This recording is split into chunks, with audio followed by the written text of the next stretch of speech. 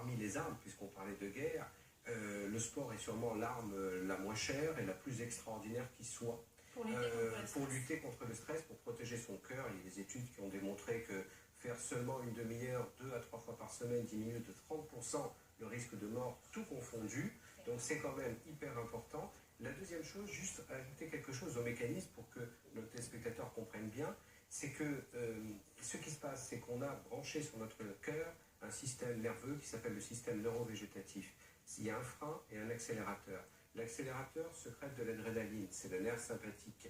Le parasympathique ralentit et donne un coup de frein. Plus on a un cœur lent, plus on se sent mieux, moins on a des symptômes de stress, oppression, palpitation. Le sport va permettre de développer la branche parasympathique, va développer le frein. Donc on gagne à tous les niveaux, ça diminue les symptômes liés au stress, on secrète des endorphines, on se sent plus cool, on se sent mieux, et on protège son cœur, et on diminue l'ostéoporose, enfin des tas de choses. Oui, plein de vertus, vous disiez, voilà. 20 à 30 minutes, 2 à 3 fois par semaine, et ça suffit pour réduire de 30% le risque de maladies cardiovasculaires. Voilà, de mortalité de confondue, mais surtout cardiovasculaire, bien sûr. Et je pense qu'il y a une notion qui est essentielle dans ce que l'on vient de dire. Il y a encore des gens qui sont un peu réfractaires au sport, à la pratique du sport. On ne parle pas forcément